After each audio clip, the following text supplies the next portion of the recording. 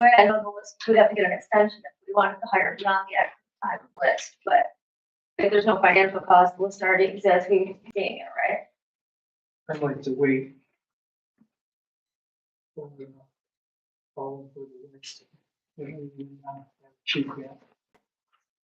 We don't know what positions are, and we can wait. Jumping the gun here. Is there a downside to having the list at the time when we are not behind the eight ball? What's the hurry? To backfill positions on the team. Yeah, I just, what, if we're in a position to hire, I don't wanna wait. Right now, the two positions are filled. You know, officers in charge. I don't know what the hurry would be.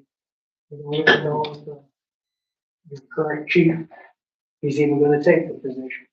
There hasn't been a money assigned to it. So we'd be overstaffed if we decided afterwards not to take it, or I think what the hurry is. I'm not a big proponent of captain, and we have a captain. Maybe a lieutenant. Two captains. I'd have to look at that.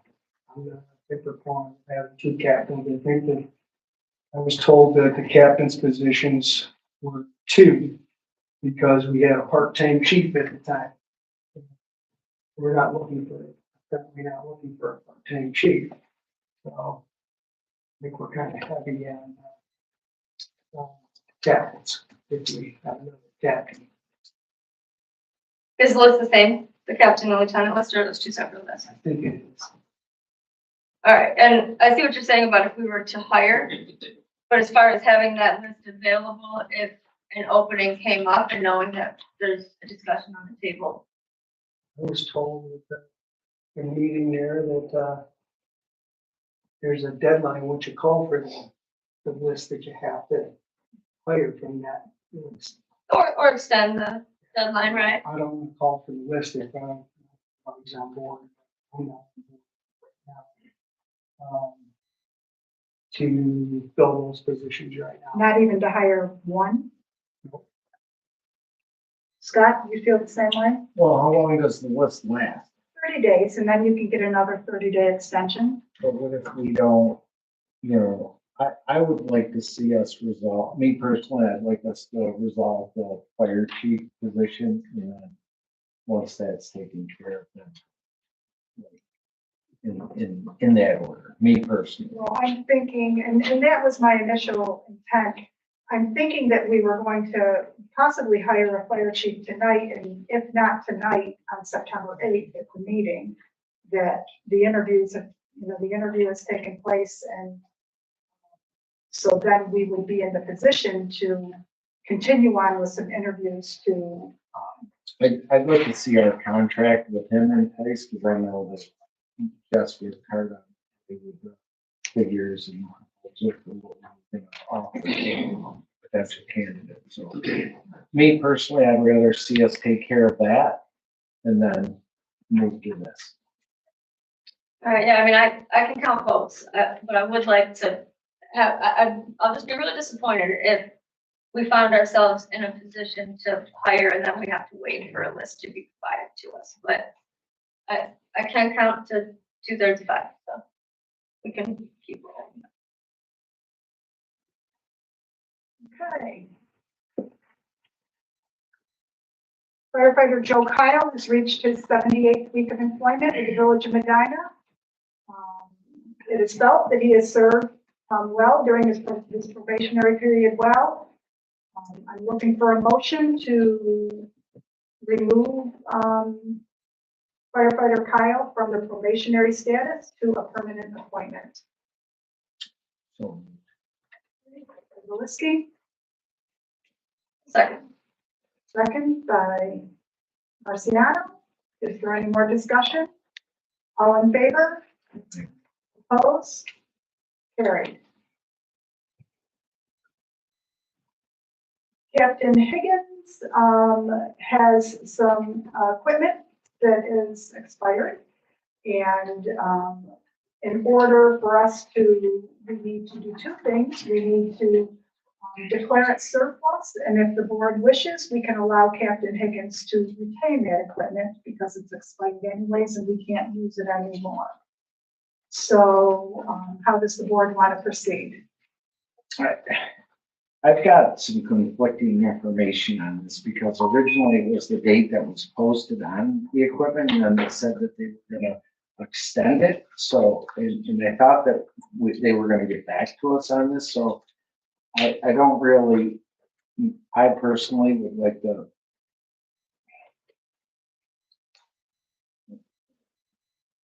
Now, my information says it's 10 years from the manufacturing date. Right. And we have, it's listed inside his jacket. Well, I saw that, but I thought that they were gonna amend that. Who was going to amend it? Well, I thought when we talked to Steve about it, I thought that there was gonna be a extension on some of it. I'm fine with it either way. I just didn't know it was gonna be on the agenda. I'm sorry, I didn't hear anything about an extension personally. But the board can proceed in the way they want to proceed. Scott, were you saying on the extension from the manufacturer? Yeah. I thought that it could be recertified or, I don't know. I didn't look into this. I don't even know what that equipment costs or if it's any value whatsoever. I just didn't, I don't really know how that equipment costs us or, you know. So would you like to table this, until we can get some clarification? If there's any other input, I mean. I'm Something not else. in favor of surplusing, the equipment. We've run into this before with, the police department. It's good for one, good for all. I think we should, look at it later and, if, everybody, would like to do that. They take a jacket or whatever, or a bulletproof vest. It should be a policy and stuff instead of past practice. I'm not a big favor of past practice. That way it can construct, somebody says, well, I didn't get to take my jacket home. I left the police department. I didn't take anything. I wasn't allowed to take anything, nor did I want anything. But I'm never in favor of that. But there should be a policy in place. If you're going to do it for one, you do it for all. That's my opinion. What is the equipment? This is curious to me. I'm just surprised by this whole idea. I don't, what is the equipment that he wants to It's a take? helmet and Pants and jacket. Like his clothes and stuff? Really? Yeah, I mean, I think like oftentimes when a firefighter has passed away long after they've retired, I've seen the family pull out their equipment that must be coming from the house. I don't think this is a unique. Yeah. I like what you're saying, Mark, about a policy. I think that makes sense. So, I mean, is this like anything that's a rush where like Scott could get to the bottom of the expiration and I could draft something up I coming don't up? even think it's an expiration thing. I mean, Even if it's not expired, or it is expired, I don't think we should get in the business of turning over surplusing. Maybe if there should be a dollar amount, certain things that they want, they're gonna display that hallway as a trophy, because my understanding is, obviously it'll say Medina on it, and it'll be worth some money, that it's but. if we're just gonna throw it in the trash, I mean, I'd rather, I don't know what we do with it. I don't know. Exactly. I don't know. What's our I normal guess we would procedure? have to ask someone in charge, where will we? Well, we do. Is it going in the trash? We do fit, if we have existing equipment that works and fits our firefighters, we do reuse it. We've actually been able, with a lot of the new folks that we've had come on here, we've actually been able to have some savings based on reusing some of the equipment. I do think that retirement may be kind of an exceptional circumstance. And perhaps this is, I think Mark made a good point about maybe it doesn't really matter whether or not the equipment is expired, but maybe, and I don't want to make everybody wait real long just for one resolution, but maybe, Mark, it sounds like you have a lot of knowledge on this, and I don't mind taking the time to write it up. Do you want to get together, you and I, before the next workshop and see if we can come up with something that makes more sense? Like, we should be having a policy or something, so it's good for everyone. You know, that they don't get hard feelings when people leave, they were off this, you that. You know, Yeah, so smart. then you run into the thing of that, we let them take that, but then it's not expired, and then we can reuse that equipment, so the village taxpayers have to go out and pay for, you know, something that guy got. It's been a situation, it's, when I worked there, nobody was allowed to take this, and all of a sudden, one person got to do it. Mhm. Yeah. I think we should just turn, you know, surplus that piece of equipment now. I come up with some kind of policy that's fair for everybody and we'll plan to do that. But just because these things do take some time to draft, in your opinion, would there be a circumstance where you may be willing to, where you would embrace a policy that allows? Yeah, the equipment's not gonna be able to be used. Okay, That would be, you know, the circumstance with that would be, is you can't use it. Okay. You know, that, it would be a display, whatever, this or that, and it'd be like, and you're able to, by law, let them do that. You can't just like, you can't just like, Joe, no, he's not a police officer anymore, retain a bulletproof vest.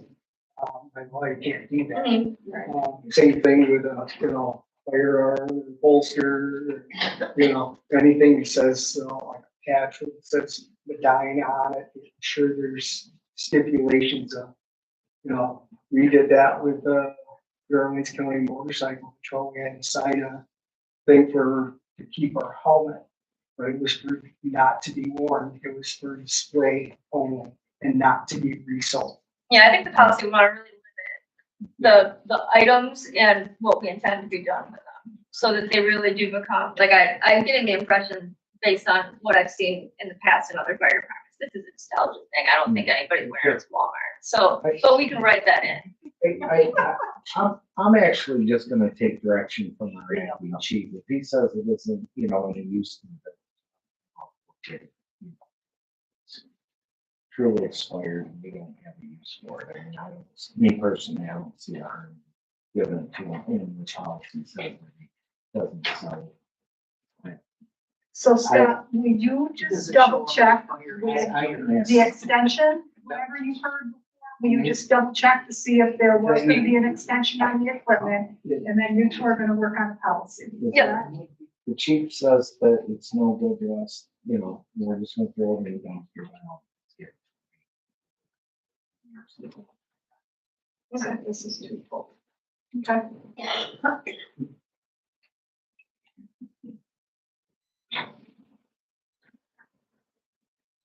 Okay, we are gonna move the resolution to appoint a fire chief to executive session because we need to discuss some contractual items. And we are also going to table the call fireman application just because we need to get some more information because we haven't had call firemen apply in a while.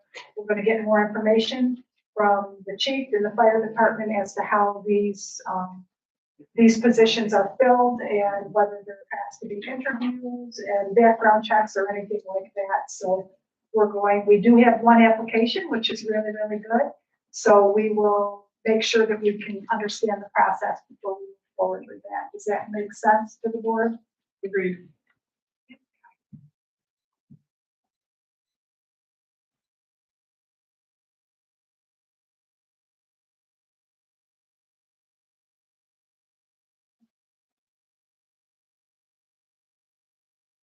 So initially on the agenda, we had an updated integrated quote. We had initially had a quote that we budgeted for to upgrade our phone system.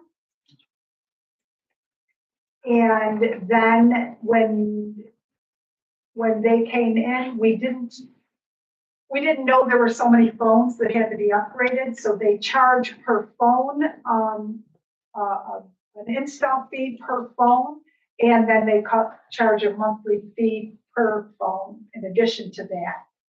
So we need to look into, whether or not we need as many phones in the village. We need this many in an effort to save the village some money. So with this new phone system, it still holds true that even if we have to do it, we have to enter this agreement with integrated, we're saving the village money over the last phone system. But we want to see if we can save even more money. So this came about late this afternoon as Miranda was getting some things together and Jada was working with her on it.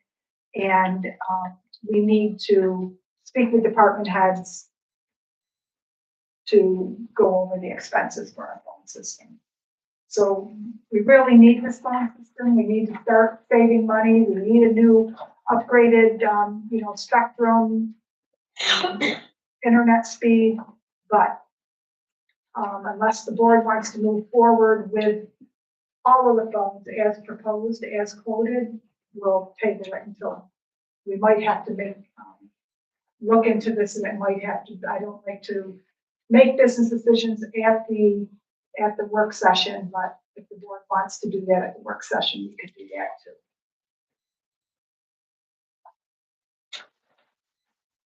too. Does anyone want to move forward with the quote as it is today? No?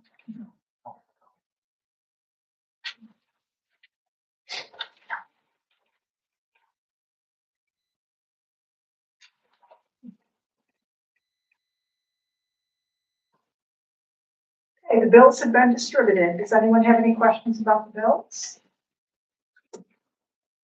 Okay. Is there a motion to pay the bills? I'll make the motion. Motion by Padelewski, I'll second. second by Marciano. All in favor? Aye. Opposed? Carried. The minutes of July 28, 2025 and August 11, 2025 have been distributed. Does anyone have any changes that they need made to the minutes? Is there a motion to approve the minutes? So, I'll second. Okay, by Belisky, a second by Marciano. All in favor? Aye. Opposed? Carried.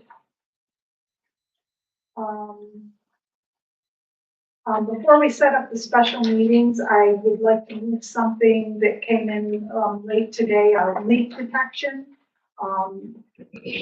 Jason Watt has, at the last meeting, he discussed the need. He thinks the village needs to assess all of the leaks in the water system around the village.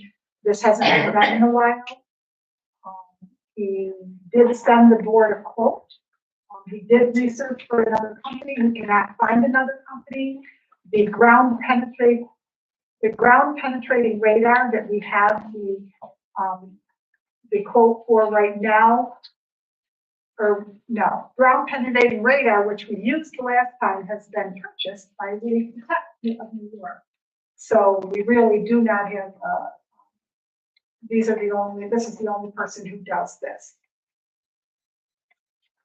Is the board prepared to enter into a contract with ground penetrating radar for the leak detection at this time? For a total of 11,525? Sorry. I Is guess it? 10-7. No, that was last year's number. 10,750 is this year's. It says the last time they came here in April of 2023, the invoice was 11,525. This year it's 10,750. And this would be obviously paid out of our water fund, right? Correct. Yeah, I'll make the motion to spend 10,750 out of the water fund to find those leaks. And I heard, I should have asked this first, but I heard our water loss figure was kind of refreshed today, but I can't write it down. Did you have that? I do bring it with me. Okay, but yeah, our water loss, from what I understand, was creeping up quite a bit, so that's. Do you have it in your head? Let's just start with that. Well, not exactly, but we're It's- creeping at the same number we were last year. Still have. Yeah, we might want to spend money. All right, then that's my motion. So is that a second from you, Stan? Okay. Is there any more discussion? Last time we had it done, we ended up saving a lot of money by having it done. We fixed a lot of things. All in favor? Opposed? There we go. Thank you. Okay. Margaret, we go back to the Custer. Oh, yes, yes, yes. Oh, I'm sorry, I mean the Thank grant you. agreement, for the award. That's due by August 29th. Yes, the grant. I knew what you were talking about. See, that's good for you and I working together. Okay, they say wastewater treatment plant right up, but the grant scope of work is for the wastewater treatment plant and pump stations. It's for both.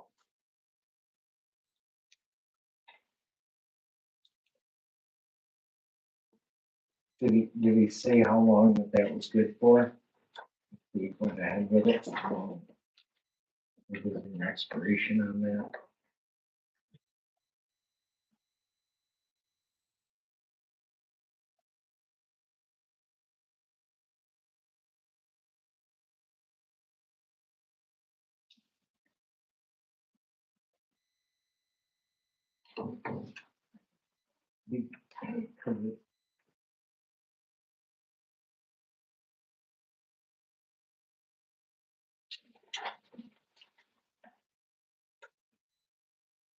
So I see what you're saying, Scott. You don't want to do something and not do anything with it. Yeah.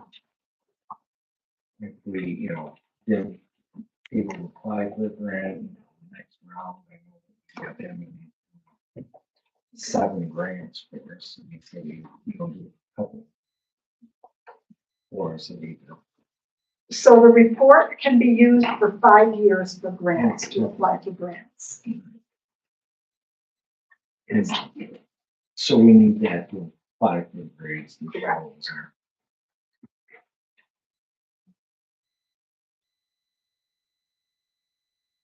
So do we want to accept this grant or do you want to say we're not accepting it? it's-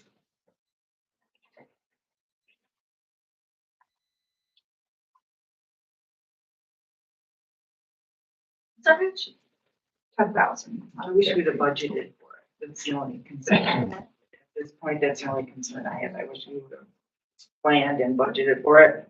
I think 10,000, maybe squeeze it out, Jake.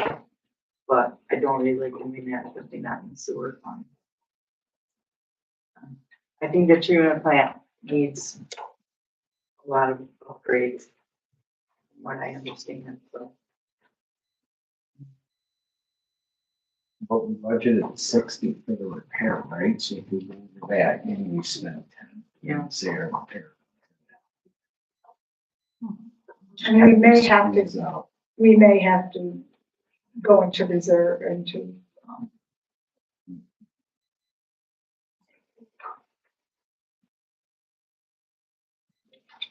Can you move it on contingency?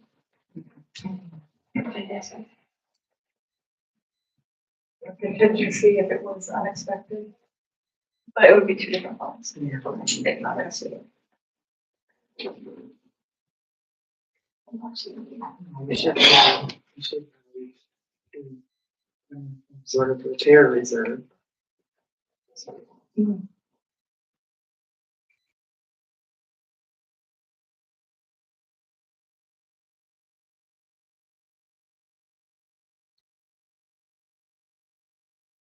So if there's no motion to accept the grant, we will say no action taken. And Or do we need, a motion to not accept it? Matt? I would think you ought to have a motion one way or another. Yeah, I'm really not sold on not accepting it because I know in 5 years we're gonna need this. Like, we know the need in here and I don't know that we're gonna have a better opportunity to fund this study.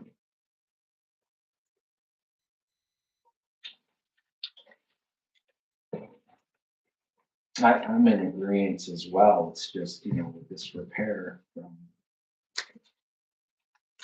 This was it. We know, I just hate this repair. Because they have their exclusions in here.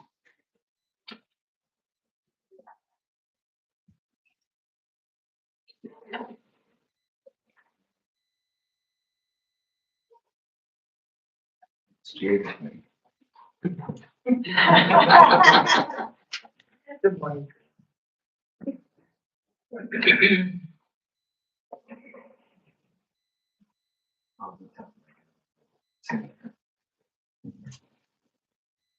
to have them, We only had. we're locked into, we're basically guessing that we're not gonna go over the repairs.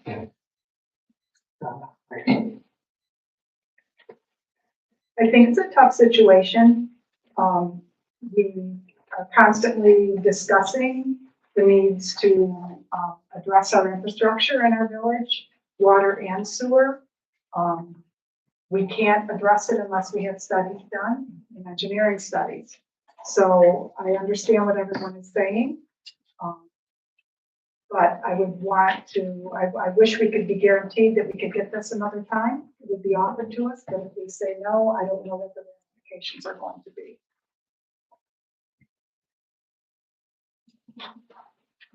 Yeah. And I think it's not, what's tough is because the sewer fund and not the water fund, and like trying to guess with based on our appropriations and what we expect to come in.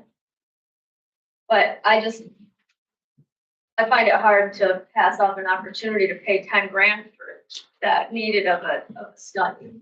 Something that could help us bring, something that we would hope would help us bring all of our work that's been done thus far, unless something broke, was the result of an engineering study. You can't get a grant without it. So the opportunity to do that for 10 grand is really hard to pass up, even though I understand it makes the sewer fund very tight. So I think with that in mind, I think I'm gonna make the motion to accept the grant, understanding that 10 grand out of the sewer will make things very tight, but I think it's so hard to pass up the opportunity to get further grant funding over the course of the next several years to do these projects. And while I don't want to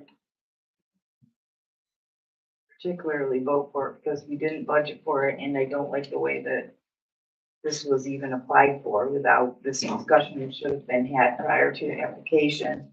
I do understand the need for it, and I will make the second. So any discussion?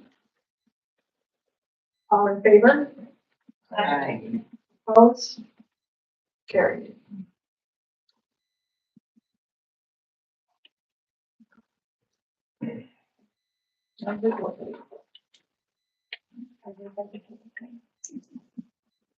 We have posted for police chief, and we need to set up some interviews. I'm assuming all of the board members would want to be involved in the police chief interviews. So we need some potential dates. Probably 2 dates. There are, what did I say, 6 or 7 applicants? Six applicants. So we'll do 3 on one day, 3 on another day. I think the one did not qualify. That's why there was 7, so now there's 6. So how does next week look?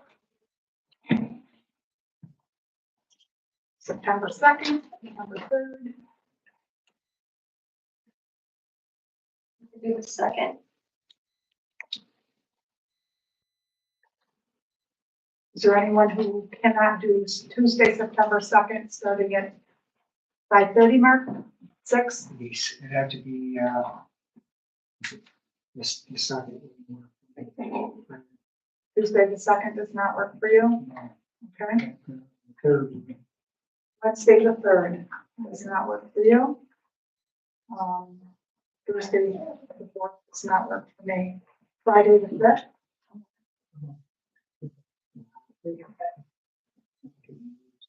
Does everybody, the second one for everybody else? I'm good. Um, yeah, I'm good on the 2nd. Whatever I got on the second, if we can do it at 6 o'clock. Okay, I can't do it before that, okay. if that works for everybody. Yep. I'll just need my, what I got going on. Okay. So is everybody comfortable doing, we'll do 1 hour, we'll do 6, we'll do 7:15, and, we'll do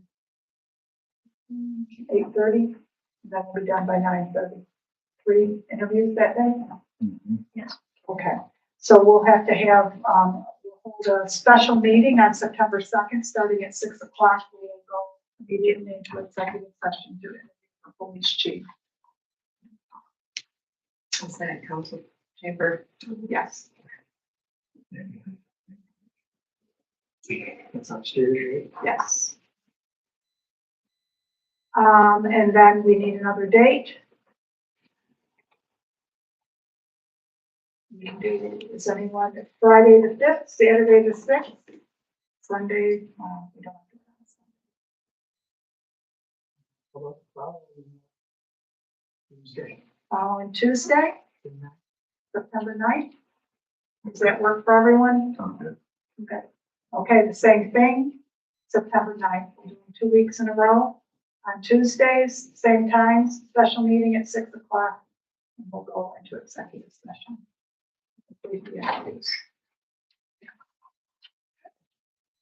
Thank you.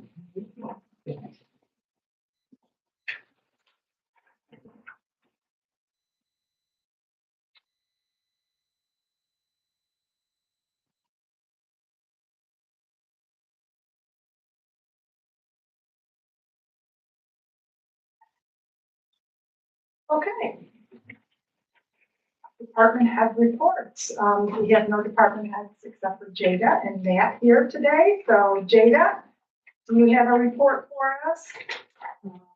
Just to let you know, between June and July, we've earned $15,651.69 in the general fund, $368.32 in the water fund, and $107.08 in the sewer. We do have things in CD, so that's why the other two are low. Thank you, Jada. Matt? Other than what we've covered, nothing else tonight, except, I mentioned to, Scott, that title search that we're looking on for that potentially donated property should be, I would expect within the next 2 or 3 weeks, so hopefully the next meeting, I'll get that back and be able to go through it and make sure it looks clean. Thank you. Okay. Scott, do you have anything? Mark? Well, I'd like to express my concern of, the fire chief. Everybody hear me? That, the way the fire chief, interviews went. I would have liked, and I've asked, if we could have opened up that interviews, just like we did the police. It was not a valid list, for any applicants to, apply for the chief's position. We interviewed one person. I'm not a fireman. I would have liked to have something to base it on. If he was the only one who opened it up, I don't have any problem with the person that we interviewed, but I don't think it was right. And, I would have liked to, open that up, like I asked. That's my problem with it. I believe that, that it should have been opened up. I've had other people, express concern that are firemen. We have a lot of firemen in this village to, give them the opportunity of what they could have brought to our fire department. We don't have to accept, the list is not a valid list. That's my concern. Very disappointed in, how that process worked. That's my concern. Is that a motion? Yeah, I would like to open up, the motion to open up. Since we just found out that we can ask for an extension anyway, to advertise if anybody else is interested in being interviewed for the chief's position. I'd like to have that motion.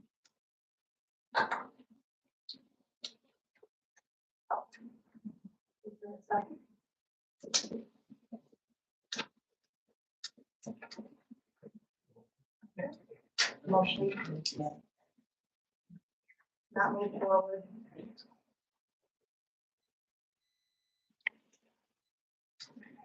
Is there anything else? Nope, that's all I have. Yes. Yep, just two quick things. I'm going to send out to the board for discussion at the workshop. We got the quote back. Remember that grant we got from the CEC however many months ago? Probably over a year at this point, where they gave us that energy grant. We walked through, Jason and I each separately walked through City Hall with different companies, or with different individuals.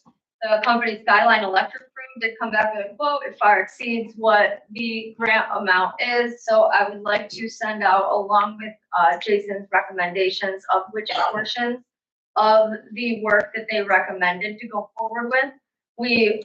I'm assuming that we're all in agreement, we would not spend more than the grant allows. So we have an amount left to spend. The work that they're recommending exceeds the grant.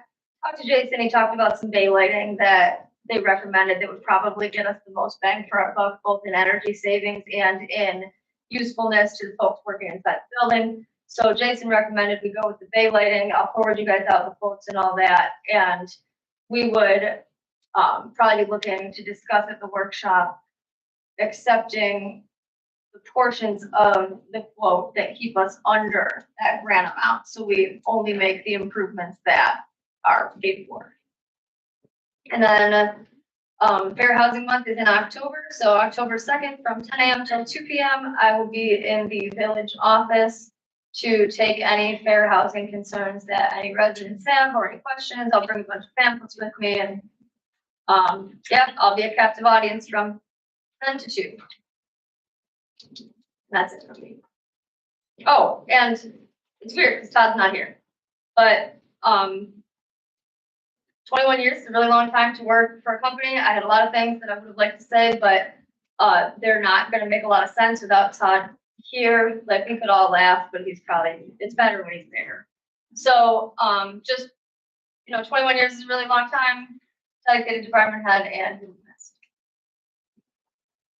Now I'm done. Thank you, Jess. That, I just say two things. One of them was, I appreciate the email we got today with the in production photo report for the cab fabrication on our fire truck. I thought it was a little odd that somebody from the public was posting this on Facebook, like they had access to this information before the village board did, but hey, I don't know. I guess we didn't need it. So anyways, got it today. Very interesting. Well, particularly since I thought it was way farther along in the fabrication process a few months ago, but in any event, it is what it is. The second thing is that we really need to pick a date for this meeting that I would like to have with this board. So If we are having trouble finding a date, because we're all so busy, maybe we could do it at the regular workshop on the 8th. We are literally hemorrhaging overtime in the fire department. And, I mean, my gut is to say no more overtime until we can get something worked out that's a little bit more doable. We're already over 100,000 in overtime and we're only into the budget, after 10 weeks.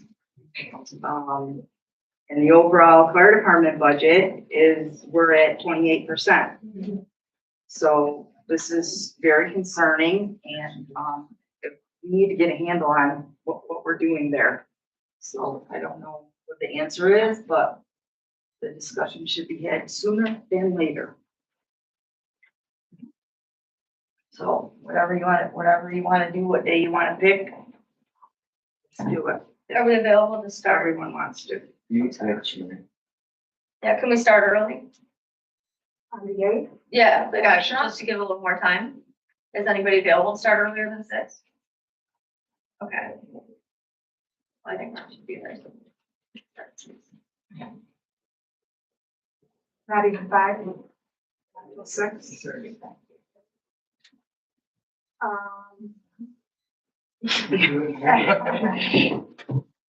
Six in the morning. So we either have a lengthy workshop meeting where we discuss this.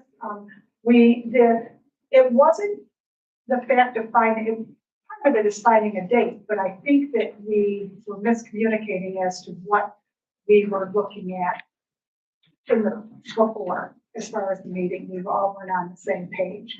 So now we're discussing the funding of the fire department. So we just need to know who is going to be involved in the meeting when we set it up.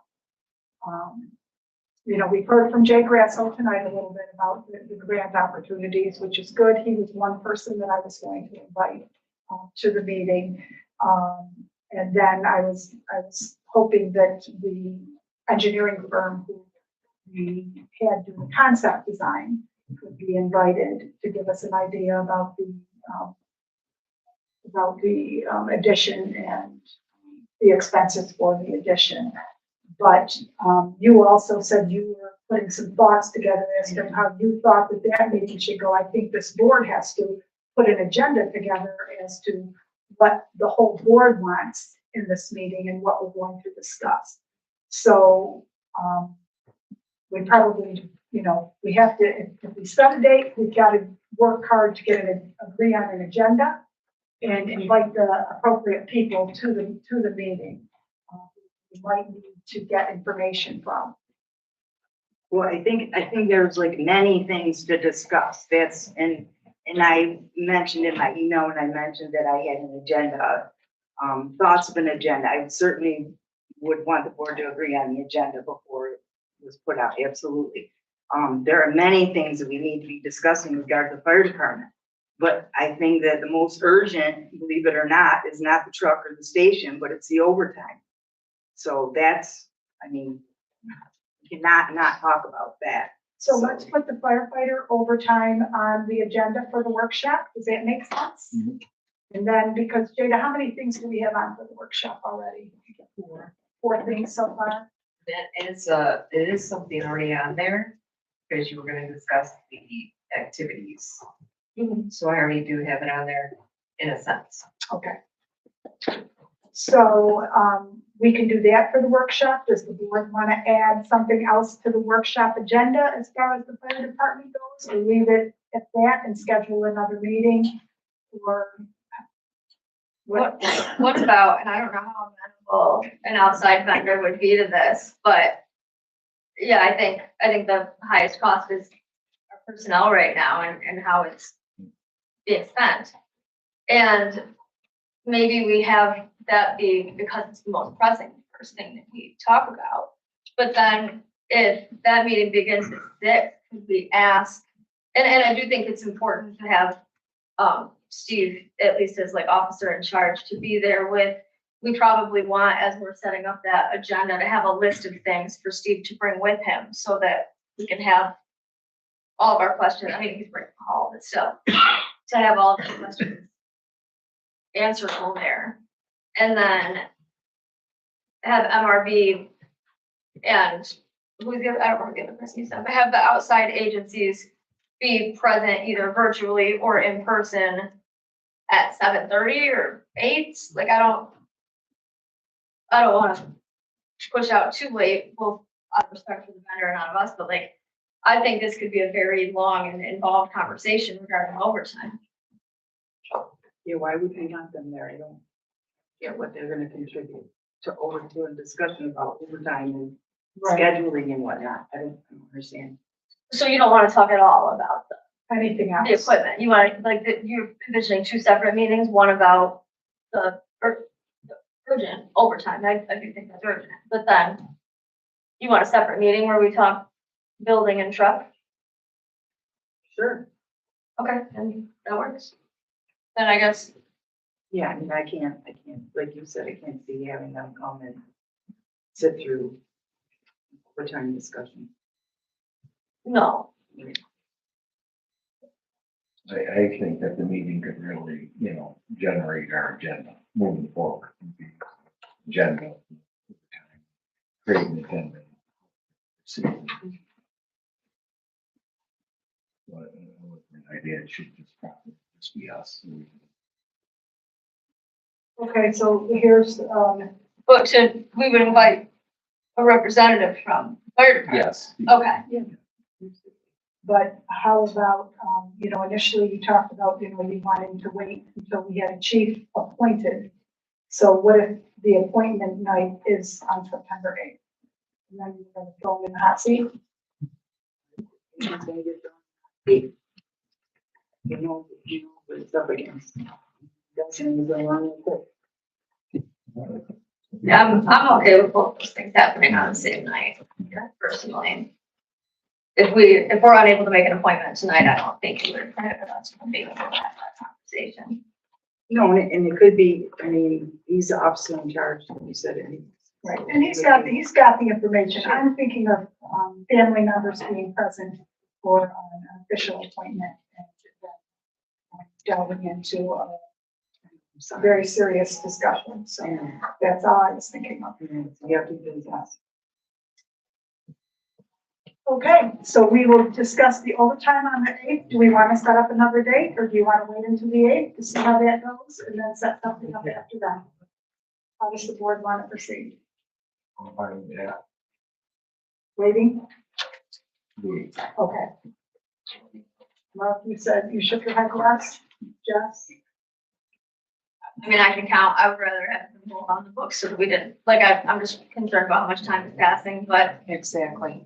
if, like, I'm free on Thursday, the 11th as well. There's mine. Thursday, the 11th.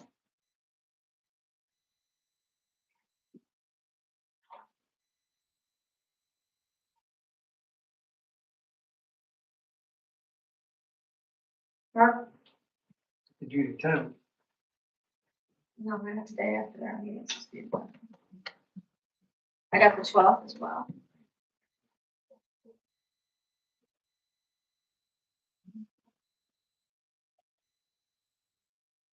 What we could do with the Friday the 5th. That meeting and not even do it at the workshop. Mark wasn't available on Friday. Maybe you are. No.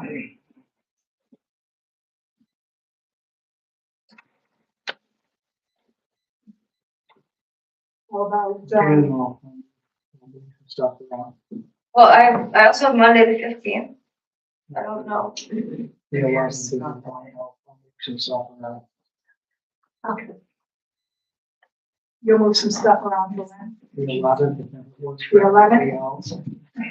Is that what it means? Yeah, Yeah, I'm. Scott? I'm good. Okay, I'm good for the 11th. So fire meeting, 6 o'clock. And let's do, that at the senior center because I'm not sure of the availability of the two.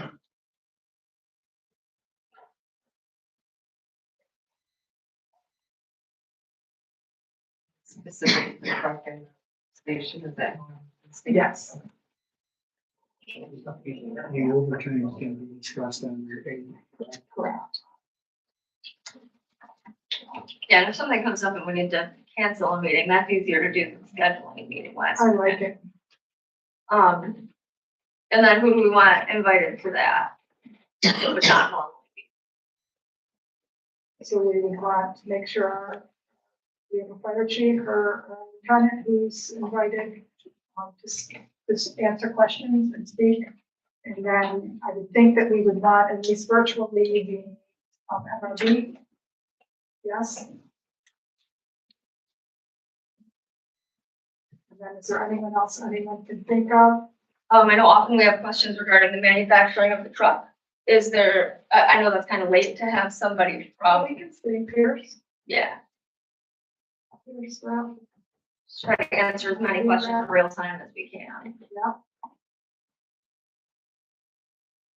Fire chief.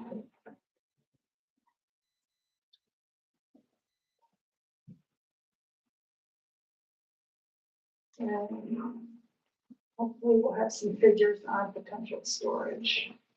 So somebody's.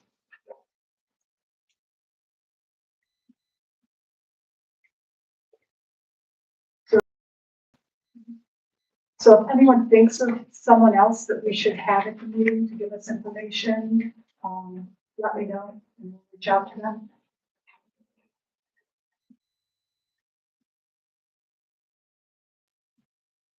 Okay. I feel like we accomplished something tonight. At Again, 8 o'clock. yay. Okay, Deb, do you have anything else?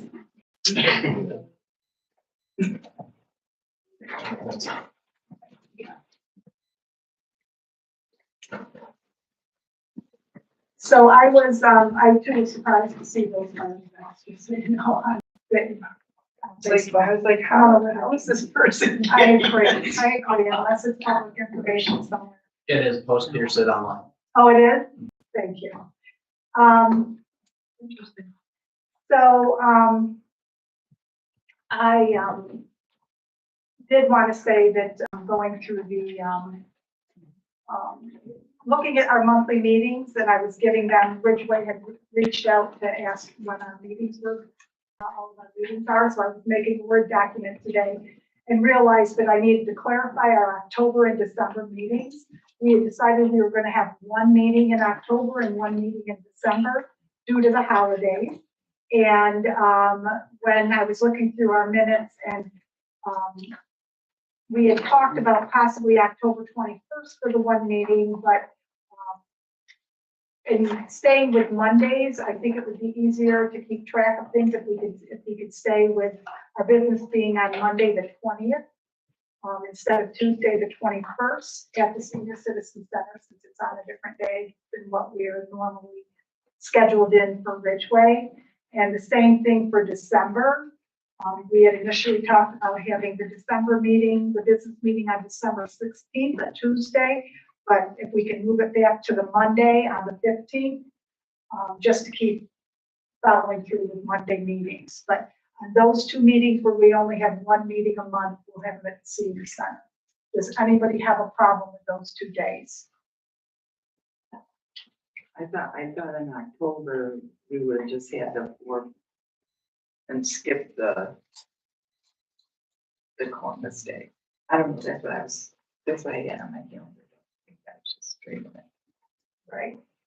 I have a lot of things on my calendar crossed out. I mean, we would just skip the, The reason being is just for the fact of paying the bills.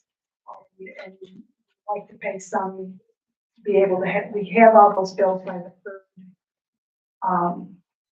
third Monday.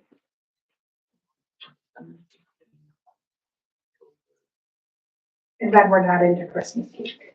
That's the only reason. October 20th, but not October 27th. Correct.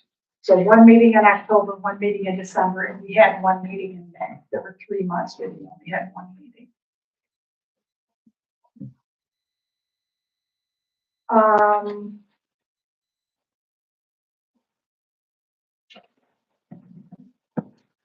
And then,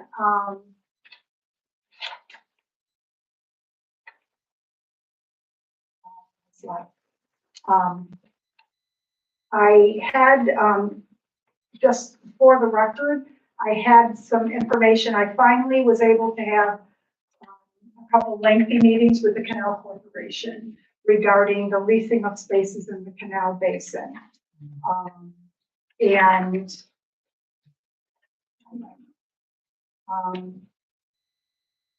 so the request from Roland Helner regarding the 40-foot yacht Airbnb has to go through the Canal Corporation permitting office. And then if a permit is obtained from the Canal Corporation, then it's subject to village board approval. So I let Mr. Helner know after I had spoken with the Canal Corporation that would be the case.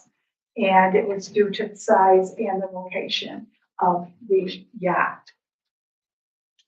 Then I had a message from Ron today, and he had asked, he had called late and spoken to someone from the Canal Corporation, and he said that it's a little bit late in the season to be getting a permit, for the Airbnb, but he wondered if the board would approve it before the Canal Corporation approves it to make it easier for him for next year. But he's not here to speak on that, so yes, I just wanted to make everyone aware what was going on. So, so the Airbnbs are very, very new to the Canal Corporation, and we're all trying to navigate this together. And that is all that I have.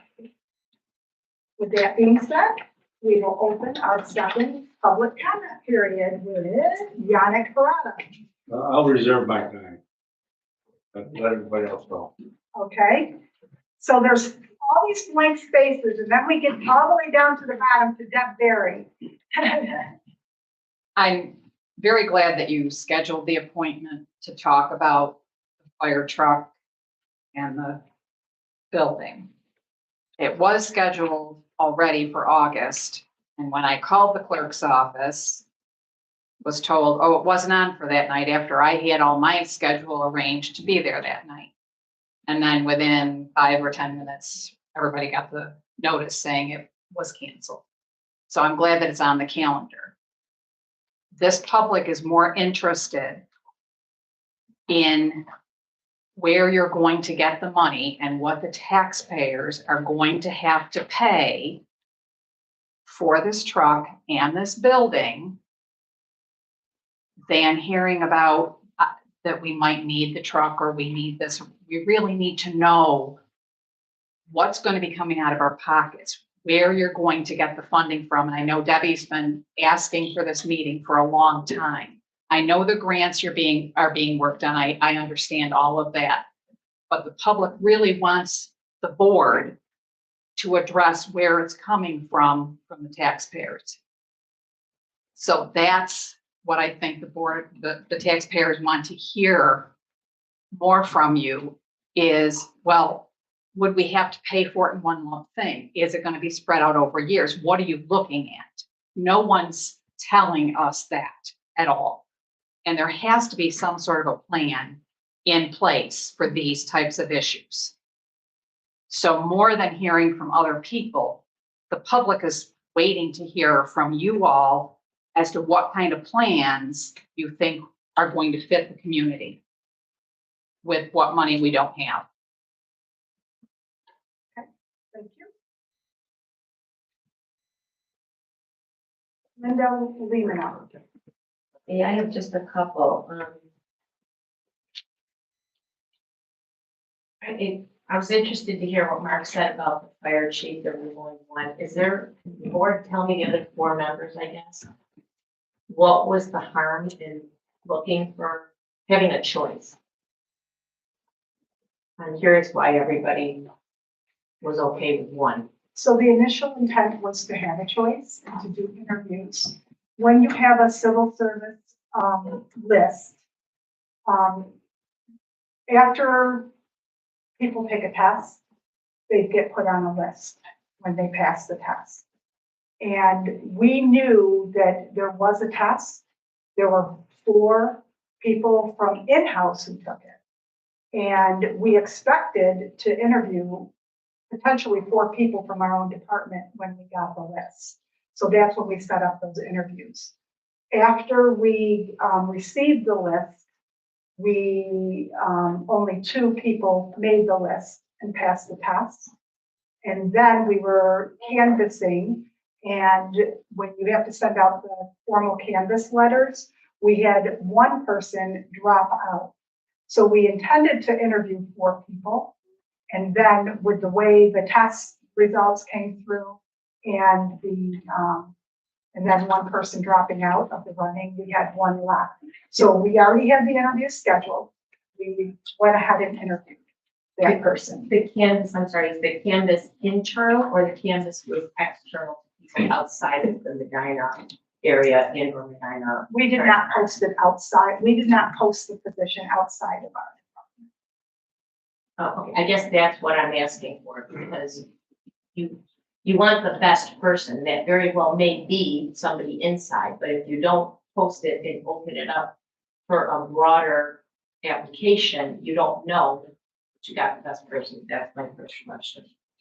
And Debbie kind of covered a lot of what I thought about the fire truck in the fire station, but I am curious to know from the board, I think what needs to be looked at, I hope this is what you're gonna look at, since we can't talk at work session. You're gonna look at worst case scenarios, because while grants are all great to think about, we all know the chances of getting them are not always good. So the public wants to know, if nothing comes through, what is gonna be the outcome to us?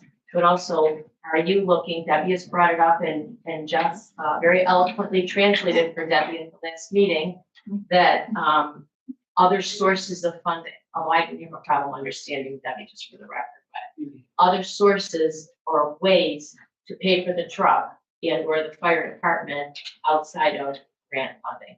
I know it was talked about, it was in a lot of budget meetings, and there was talk about having to make other arrangements, but I've not heard another thing said about that since March. So I'm hoping that that will be part of your discussions at the at this workshop.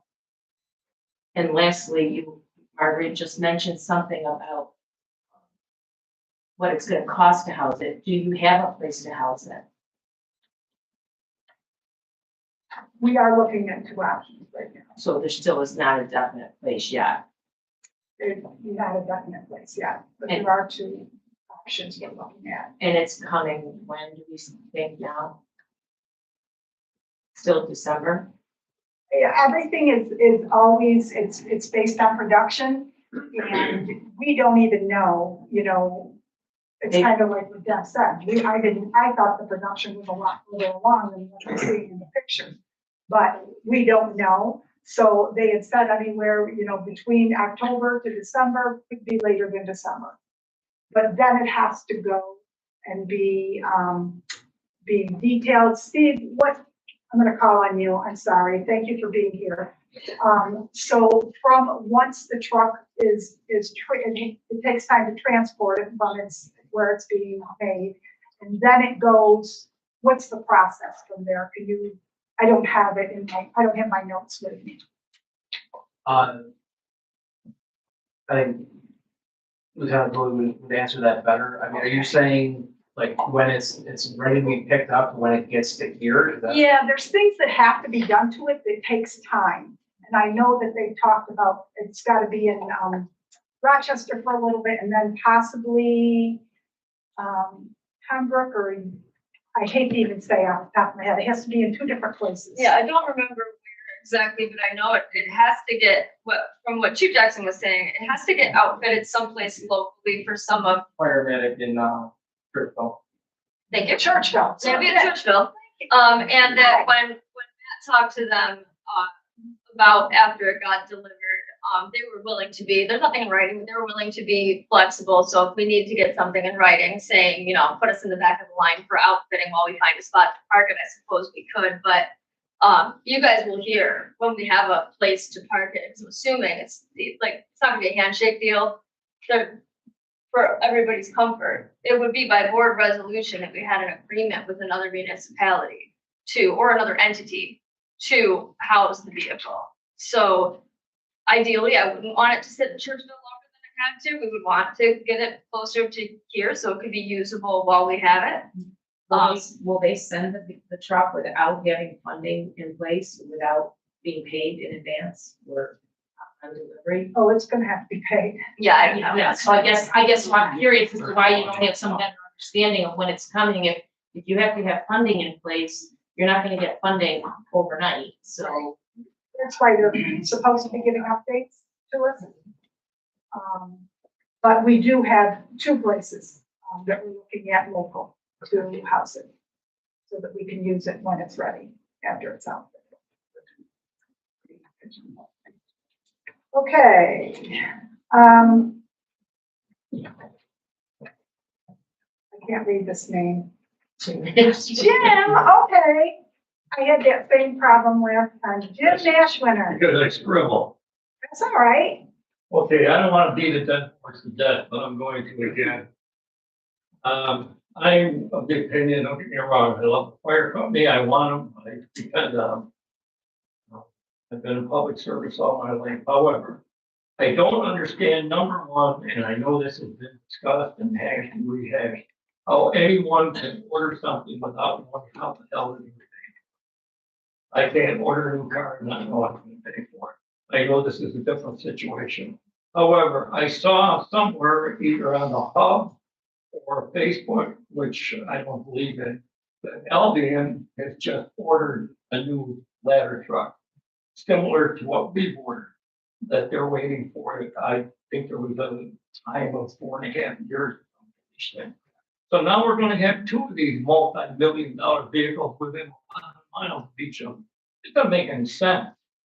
If you people can't get together with the village of Albion, one of the other towns, and share the cost of a truck that's going to be used here, used there, and share the expense of this truck, something's wrong here. We are heading toward a countywide system in this small county. I'm afraid. I don't like to see it. I'm not a fan of it. However, we can't keep paying and sustaining what's going on in our little towns and villages. I know everyone wants their little niche, and nobody wants to give up this, that, or the other thing. But this isn't working. This village cannot afford this fire engine, let alone the maintenance and the housing and sending it here, there, and everywhere else. If Albion has one, isn't that enough for our area, or if we have enough? Albion pays for part of this one. This is crazy that we can't share services. We have 10 towns in this county, 10 judges, 10 highway departments. It's got to stop. We can't sustain this. We are old taxpayers around here. The young people get on their horse and get the hell out of town so they can find a job where they can make some money. This just isn't sustainable. And it's time that you folks woke up to that fact and got together. You 5 people on this board, I have never seen such less transparency. I've been sitting here for over 2 hours tonight. I don't know what you people accomplished tonight, other than you paid the bill and you're gonna have another work session to argue about this, that, and the other thing. There's nothing getting done here. I don't understand this. The wheels of government should not run this slowly and this poorly. I mean, the end result is speaking for itself. We're not doing the right thing for a town this size. We can't afford these things. And somebody's got to realize that. I guess that's about it. I'm sorry I've said my piece. I think the fire truck is a done deal because there's too many people on this board that won't speak up and agree with 1 or 2 of them. This is a necessary purchase. And I know it was worried before you folks. She had the power to stop it. Thank you. Thank you, Jim. I have a letter. I received an email today and from a Susan Todd, She said, I am personally unable to attend the meeting, but I ask that Mayor Sherman be able to read this email during public comments on my behalf. First off, like many residents, I hold a production job. This means never knowing when your shift may end. Secondly, as a disabled veteran, speaking in an open forum is an absolute battle of its own, while I would love to. My commentary is on behalf of the Medina Fire Department. It could start 5 years ago or more, so that's the start. Chief Jackson was all but begging and pleading to get appropriate equipment and buildings. And yes, this meant asking for a new ladder truck that is now 29 years old and well past its usefulness on wear and tear, and offering tours so residents could see the current issues. As board members, you see the depletion on that alone. Why toss money into decrepit and obsolete equipment more than a decade past its intended use? Nobody can forget the carpet factory fire. There is nothing wrong with ever asking for mutual aid from other agencies when we are calling in Lockport front and center and the fire is literally across the street from said fire. That is both insightful and demeaning because we couldn't even fight a fire across the street from the fire department. Now I will step back a minute regarding the last budget vote. The police department was absolutely targeted there. Goodbye to the SRO and K-9 program. I do not recall any other area that was specifically targeted. So my thoughts now are really wondering if the board is targeting first responders. Due to the actions of the board, we have now had 2 amazing chiefs retire since May 30th. Talks of stopping the ladder truck 2.5 years into production is appalling on its own. So here are my questions and commentary that I would like answered. Number 1, halting production. I have to assume that there was a contract signed and really wonder if the village will pay for breach of contract by Pierce. Number 2, it's been 2.5 years. Why did it take this long to find appropriate housing for new equipment? Number 3, can we get out of the 1800s and actually take a modern approach on a new building that the village already owns the land on? It's not on Main Street, and I bet if you spent a couple million more dollars, the burned out carpet factory could be demolished while safely keeping Medina sandstone on it. The price on everything is up and is only getting worse, and thinking that a tax increase isn't going to happen is outright insane. So, number 4, a massive school tax increase is acceptable. Yes, I understand that it is separate funding, but we can toss $4 to $5 million into a library expansion. That is insane. A great part of me thinks that because a majority of residents will get enhanced star rates, they won't get hit as bad, but the rest of the village will. I'll end with personal experience with the fire department. April of 2021, my oldest son is just past 18. A neighbor literally busted into the house screaming that he was hurt. I took the extra 5 seconds to grab my phone, thinking he probably just sprained an ankle, and I could drive back into the yard to go to the hospital. I walked out and his knee and leg were at a 90-degree angle. No, first fire came and we all needed to get him on a stretcher. I stood 50 feet away from the ambulance and he screamed in pain. They finally opened the back doors and I stood there as they said how unhappy he was.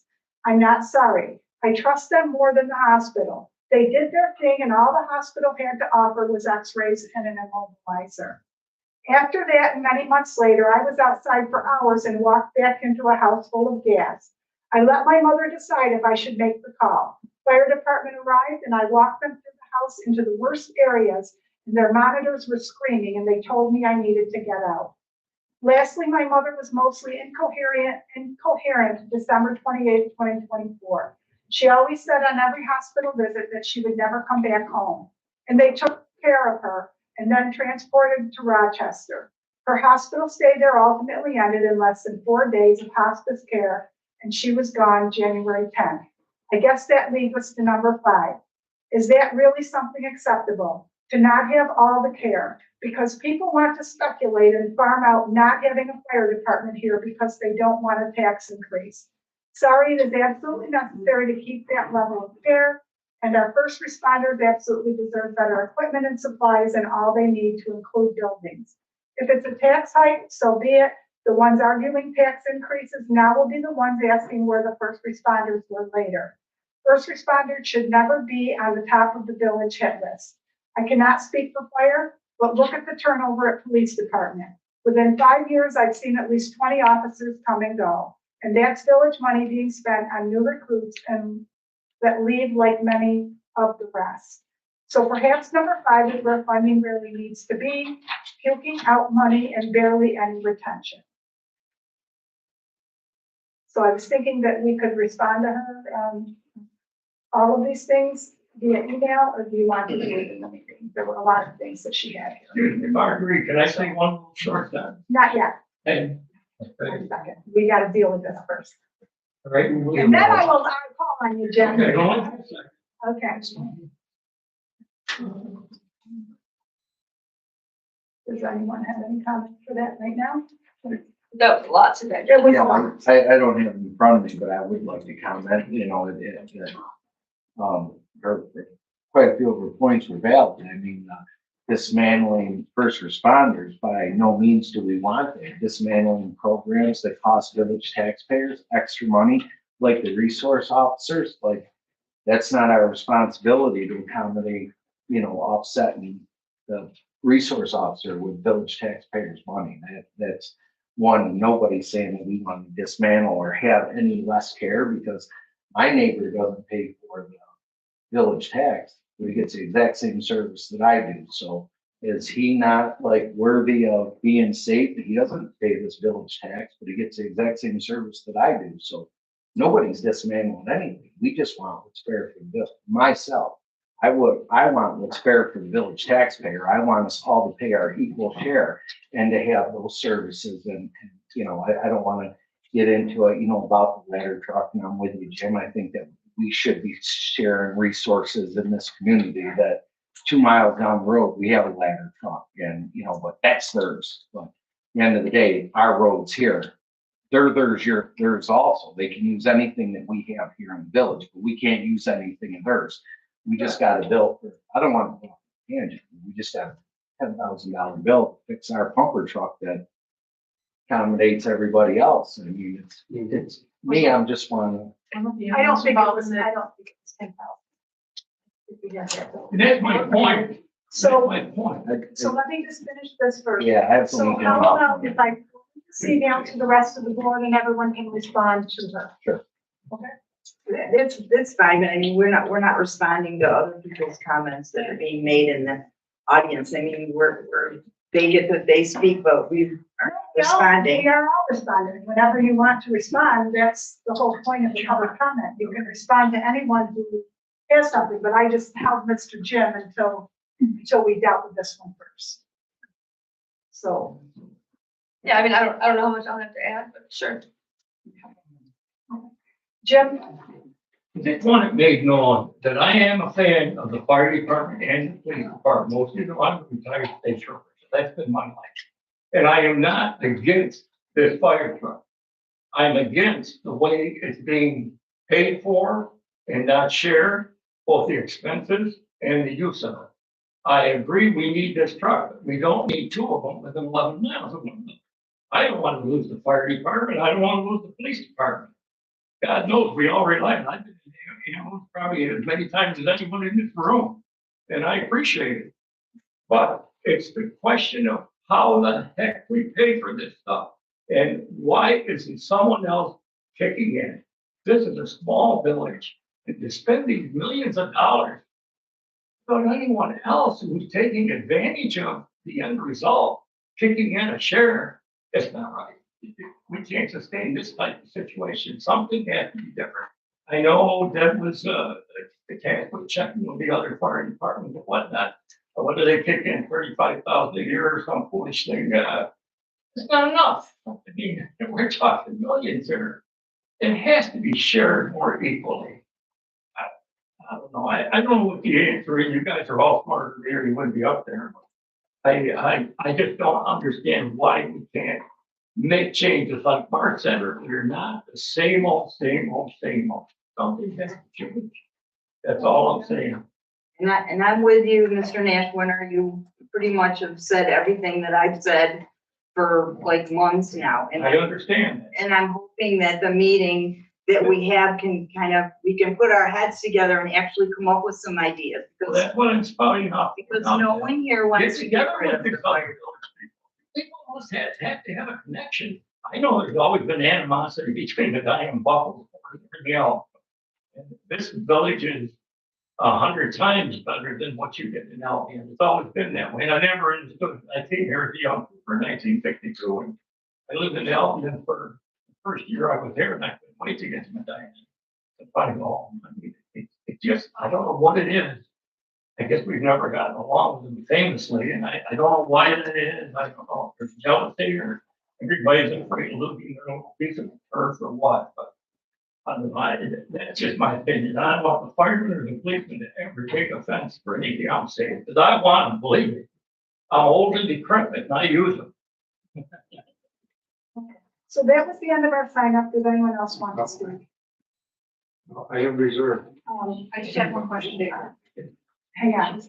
Okay. So what is your name? My name is Sue. Sue. How do you spell it? Poerschke. With what happened in Pembroke with the bus this past weekend, did any of Medina's equipment go there to help with that? I thought I heard the ambulance did, but I don't know. I don't know. They had In Pembroke, yeah, Well, I'm familiar with the incident, I'm not. I heard the ambulance was there, but I it's just. Yeah, I had heard that. Okay. So what is your address? You probably signed in. You're already in. So we got your address. Thank you. Dave? The agreement that you're doing with Wendell and the study that you're doing with Wendell, I just want to put a reminder in. Last year, the IDA and the town of Shelby did a study with Wendell on the village infrastructure. Part of it had to be related to the lift station. So certainly anything that is in that study that is applicable to what you need going forward, I would hope is being made available to you. So I don't want to see a duplication. I don't want to see you pay for what Shelby and the IDA paid for. I just wanted to kind of put that reminder out there. Secondly, you're talking about a possibility of $1 million grant from the Office of Community Renewal, which has been they funded a lot of things. Every day we're reading in the paper, that is federal money. OCR is federal money that comes down to the state. Every day we're reading in the paper that the federal government is changing its distribution of money, what it's going to fund and what it's not going to fund. I don't want to be negative, but I have to say we have to look at this very, very carefully. It's just a changing dynamic. It has nothing to do with the village. It's not a reflection on anybody. It's the world that we're in. And we can't, and you're depending on this funding. So that's the way it is. Thank you. Thank you, Gabrielle. Gabriel, you did say it's Wendell that was a part of that study, right? When We contracted with Wendell because they do your work. And part of it was was going through the business park, the lift station, all the way through. I don't know whether there's any synergy there, but I don't want you paying. And I'm sure they'd bring it out, but you know how I am. No, I appreciate that. I think that because Brian's involved, that probably did come up, but it's absolutely worth it. Okay, thank you. And was that for the business park, beginning in Shelby to go through the village? We would go through, as I recall, we would go from the Medina Business Park South, which is in Shelby, or across Bates Road, and into the business park. You've got a lift station there, go all the way through the business park. All right, then go to Oak Orchard Street, and then East Avenue, and going over to the facility. So there's a lot of work, there's some work that has been done. So that was specifically to that area though, the study that the IDA in the town of Shelby had Wendell do, that was specific to that. Well, it was specifically to the village, Well, because you're going down to the wastewater treatment facility, we're all getting there. Yeah, regardless, Yeah. I just think we don't want, we talked probably call out to Wendell that we don't want them to study Absolutely. something that they have just studied. And I'm sure they might have, they brought some things out, but Absolutely. a Yep. reminder, please. No, that's good. You know, we would want that shared with you. Oh, yeah, and then we'll be able to make our money go farther if we can route around what's already been studied. That's a great call. Thank you. Got it? Hey, gonna bring it back up again. We're gonna have this meeting about the fire truck and firehouse. The fire truck is ready in December. Everybody's asking, where are we gonna get the money from? Do you go to a bank? You have, I mean, you just can't go get a million something from somewhere. This is the ask. Are we gonna talk about it at this meeting? How are we gonna come up with this money if it's gonna be ready in 3 months? We have solidified a USDA loan for the truck itself Oh, at no more than 4% interest. That was discussed at a prior meeting. And we do know the payout on that. okay, that's all. Thank you. That's, I just was sitting here wondering, you know, you go get a new car, you gotta write a check from somewhere. Okay, thank you.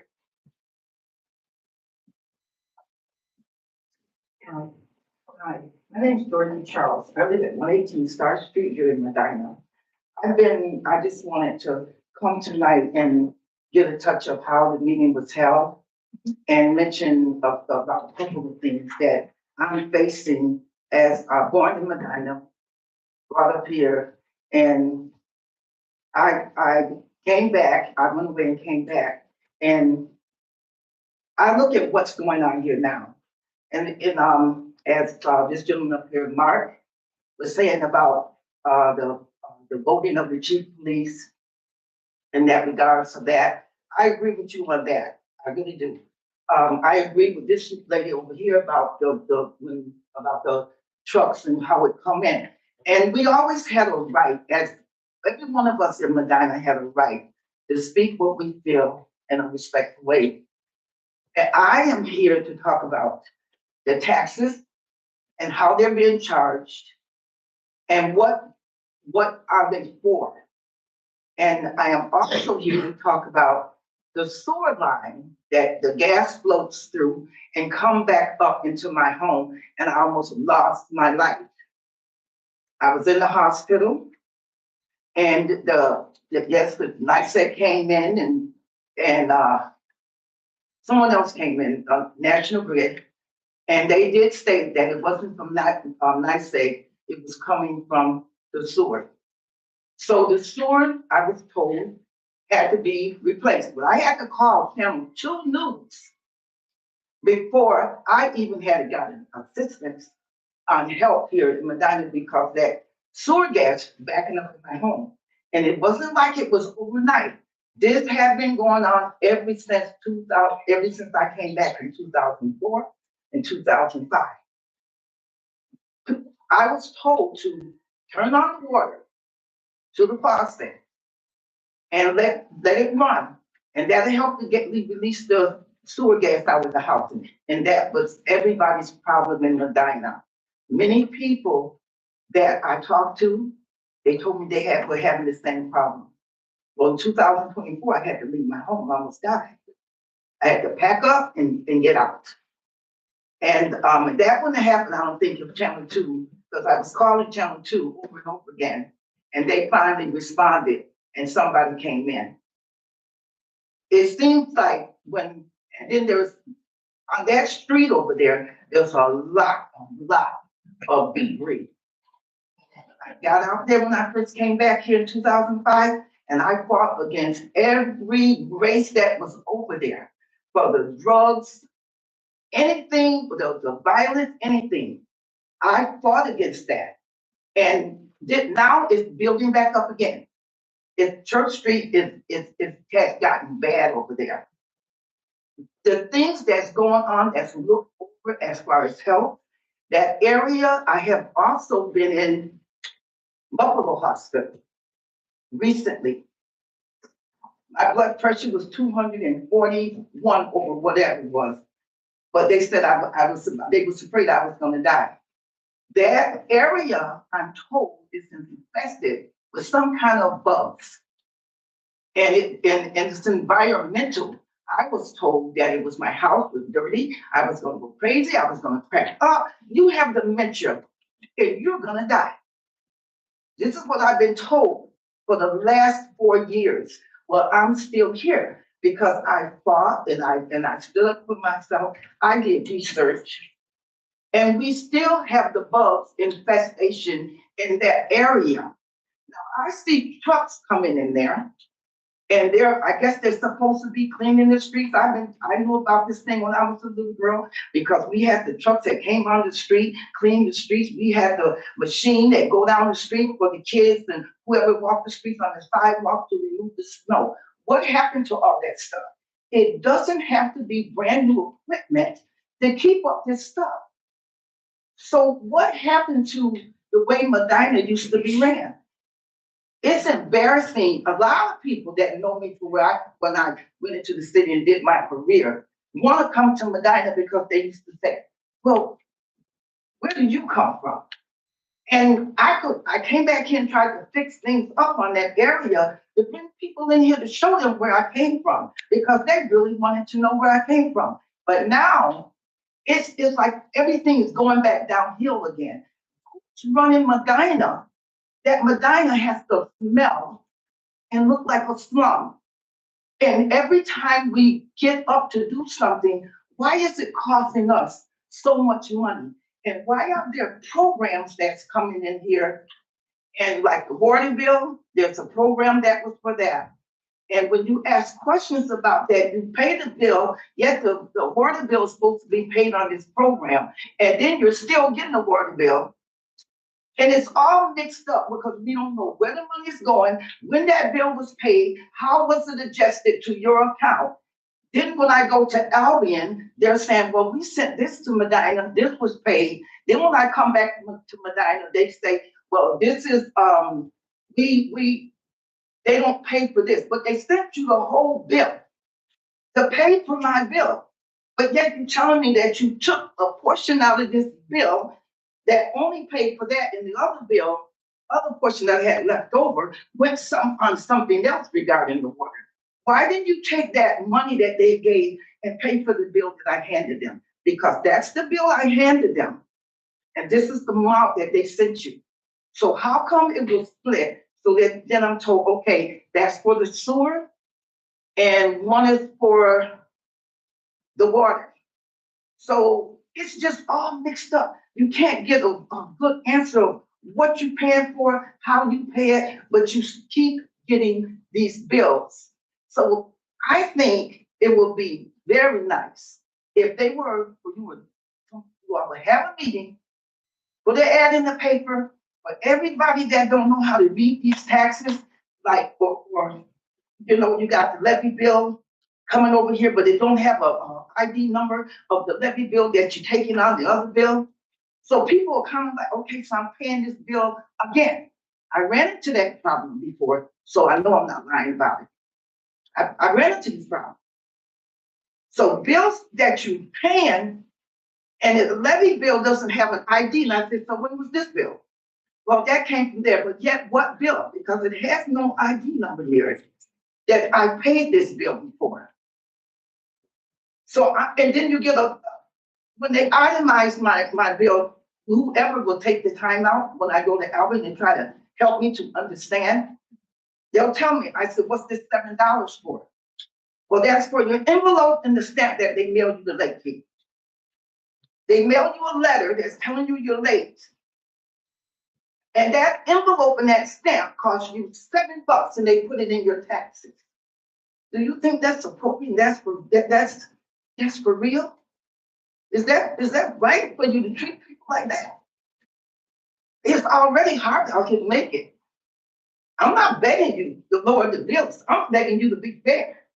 Because what you're doing, you're coveting your neighbor. You're robbing your neighbor. And in the Bible, it says that you're not supposed to do that.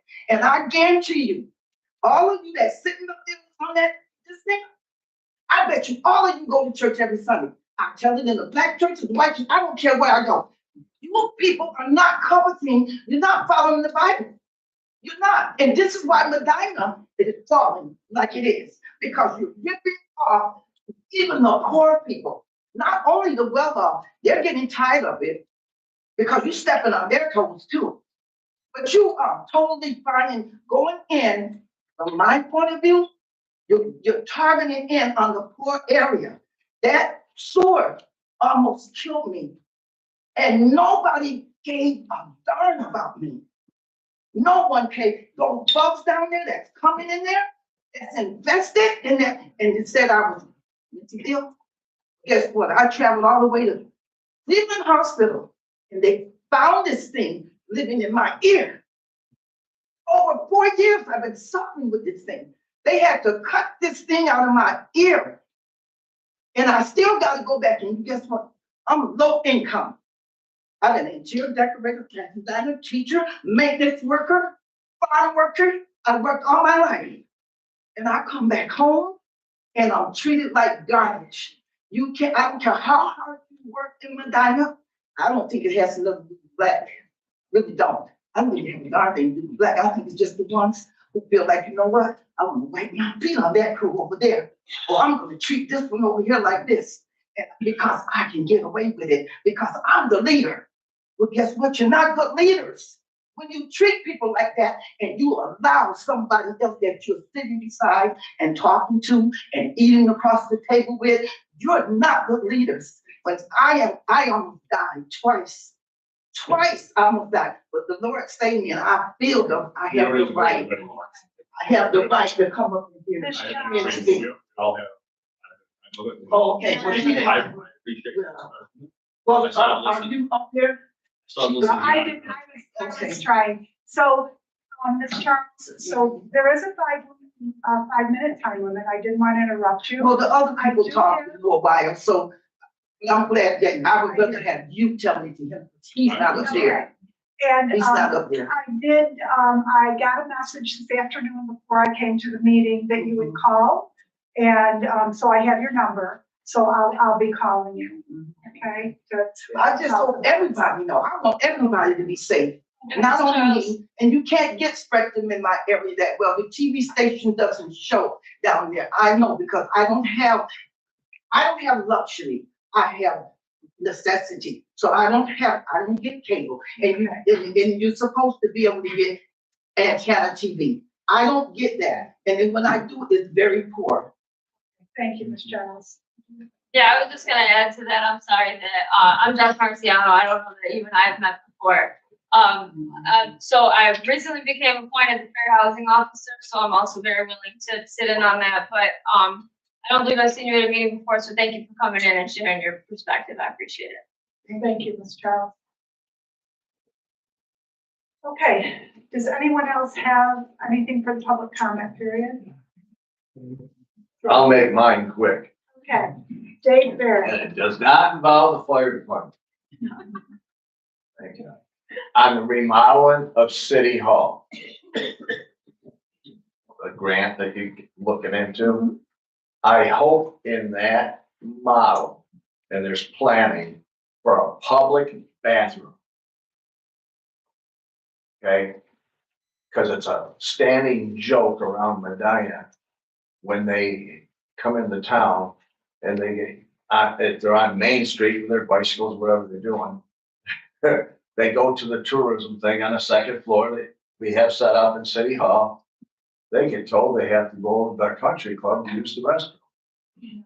That is so not right.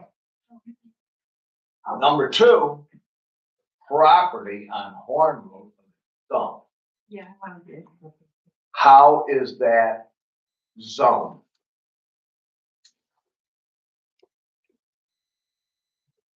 I don't know right now offhand, but as we look at moving forward with Yeah. there will be a process in dealing with that.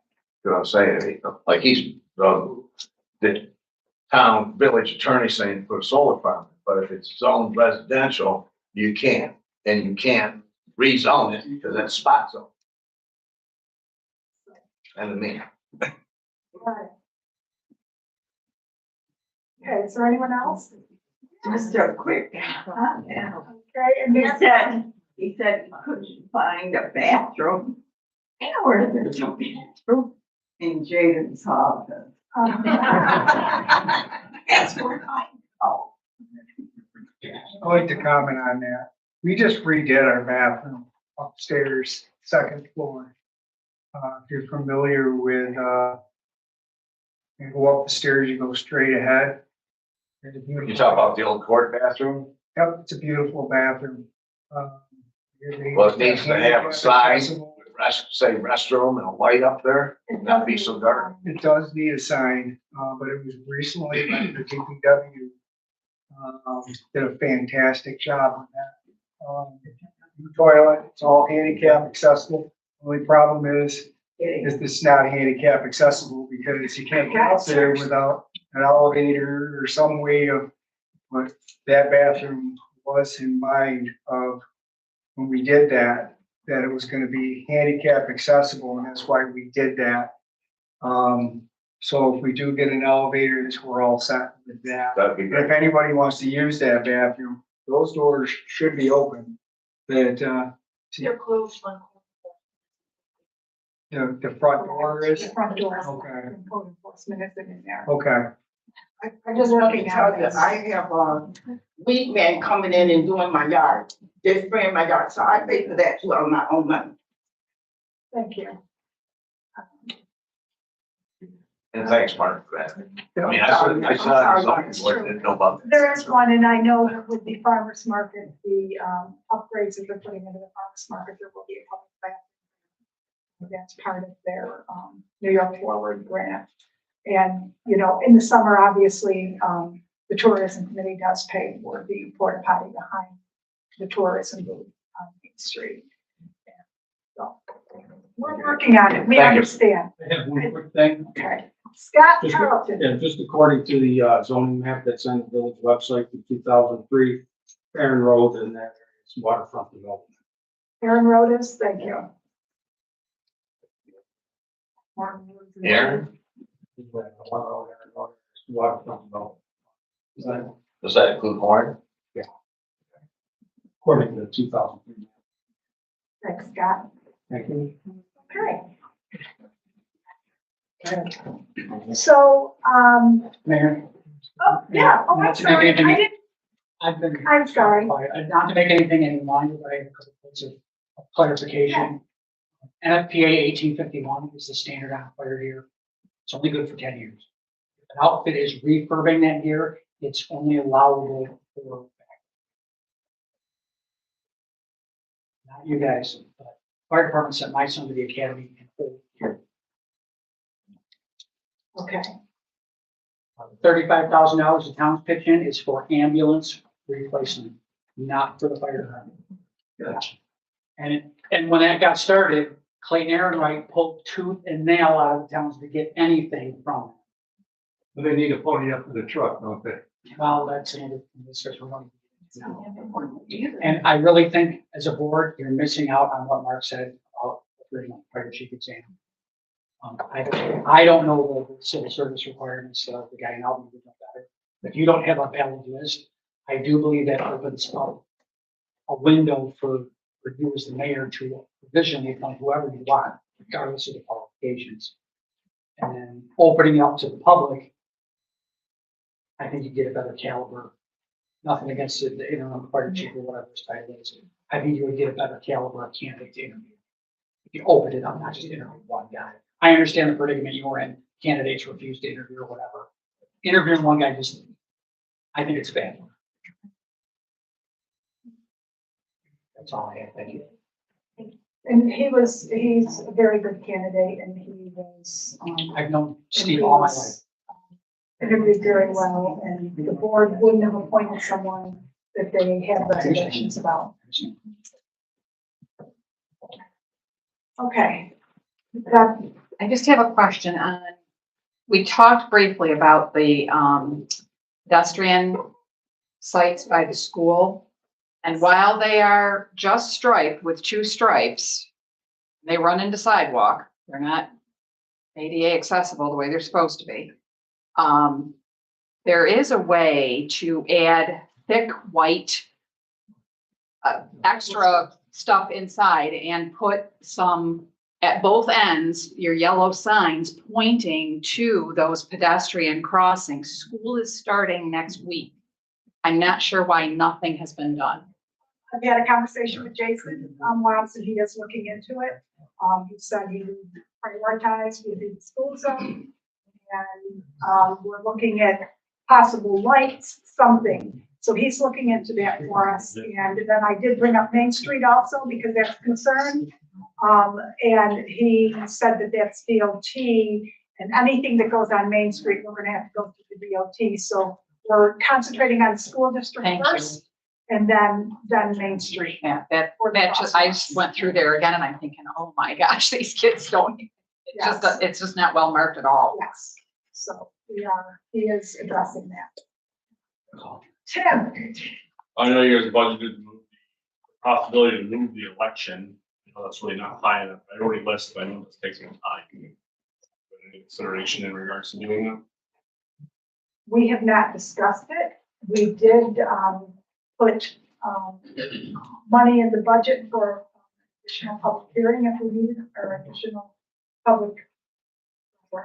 Yeah, so that's a big push for me. I think it's important to make an effort to move those to June so that you can get more people elected. You're just less likely to have somebody to go petition in the cold and gross of February than you are in those warmer months. So I do think it would be wise to move the election, not just for that reason, but so that brand new board members don't have to adopt a budget that they have previously had very little involvement in, possibly, or none, depending on how the process starts and when they come on or gain their interest. So I think it would be important. However, watching this budget just burn up before our eyes, I think I would prefer to try to, it just be personally at this point, I haven't brought it up, even though it is near and dear to my heart, because I would like to see if we could bundle it in with the next election.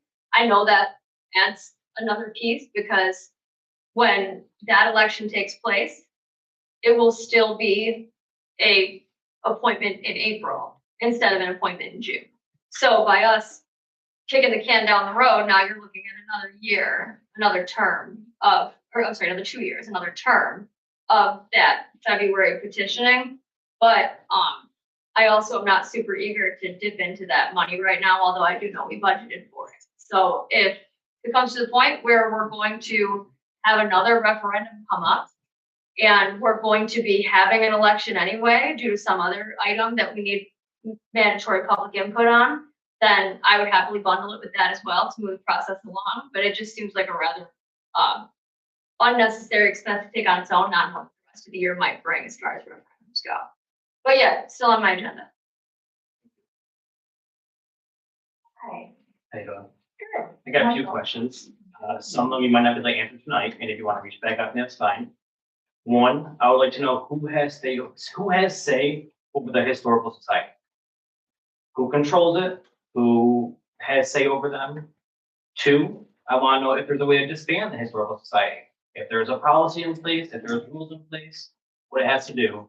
And three, at what point are they overstepping their bounds and crossing into people's constitutional rights as to not allowing them to put their logo on their business? Because that does affect the person's First Amendment right. Their logo and their company is their First Amendment right. It is their freedom of speech, it's their freedom of expression of their business. And how does a historical society have the right to say a person cannot express their First Amendment right? So is it the historical society or historic downtown and the planning board? It would be the society that is denying people's claims, denying their logos. Okay. So it sounds like we're gonna have to have a discussion and look into this further. As far as specifics and what Unfortunately, a you're lot of talking newer businesses coming to town have been expressing a lot of very displeasure, unsatisfied with the process where you put in an application, you find out the meeting was yesterday, Tuesday, you had to wait a whole month before you can put advertisement on your own building, before you can even put your own name on your building, before you put your own name on your door. A lot of people have been frustrated, so then it gets to the point where, okay, well, I'm just gonna go put a quick thing on the thing, and then all of a sudden they get an $80 citation in the mail. Why are we sending out citations right away instead of going and saying, hey, can we have a conversation about this? It's just, So I've sat in on, I've been on the planning board, Tim's been on the planning board, and, there is a process, because you're talking about the historic district and not historical society. yeah. So there is a process, and I have had a conversation with the code enforcement officer, because when new businesses come into town, we need to know about them and present them with a letter. This is the process if you want to do these things. And we need to communicate with them a little bit better, a lot better, so that we don't want people spending money on things for their business that is not going to be accepted and approved by the planning board. So I would like to work with you on the best way to communicate this to new businesses, because if people don't belong to MAP, then MAP's not reaching out to them. People come in and out, and we're not even aware of these businesses, but you're probably the first person who's there. So maybe we could work a little bit through you. So maybe you and I can sit down and talk, unless anyone else has another idea. The only thing I thought of on top of that is maybe making some information. It probably is already there actually, but we don't do the DBAs, obviously, that happens at the county. So when you register your business in the county, it would probably be helpful to have a reference point to show you where to go. Like I'm hearing, just hearing right now, you talk about historical society. If you pull that up online, you're gonna get like the house with the dolls in it. It's lovely there. You should go.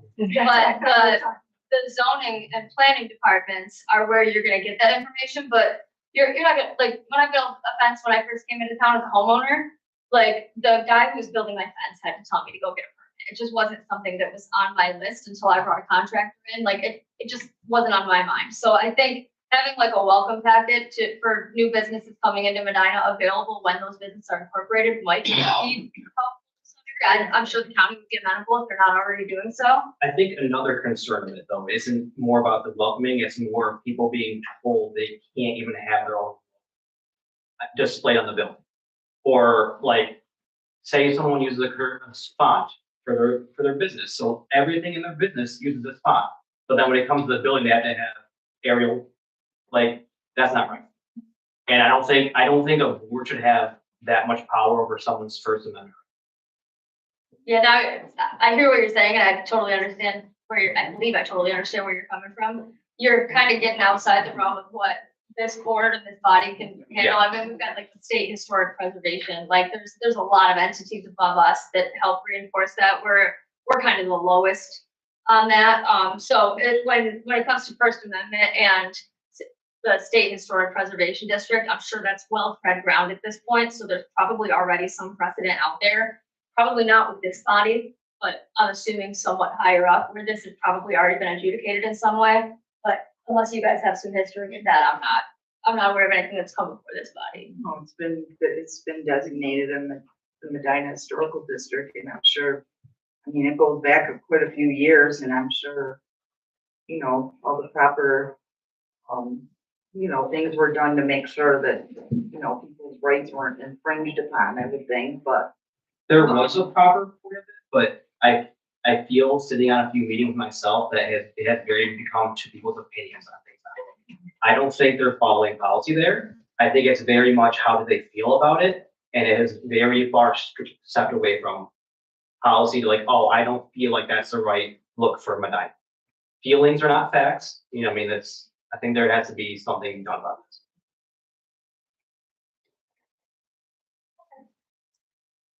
Thank you. We will be in touch. Thank you. Because I have a few ideas too. So thank you for bringing that to our attention. Okay, does anyone else have anything for the public comment? Great. We didn't miss anyone else out in the hall, did I? Okay, great. Are there cupcakes out there still? Yes. Okay. Okay, so with that being said, I would like to move into executive session to discuss contracts as they relate to the fire and police departments. Related to hiring. Hiring. So moved. Is there a second? Second by Catalyski, all in favor? Aye. Second. Thank you, everyone. Don't forget meeting rules on the table if you want to take some home and give me your ideas.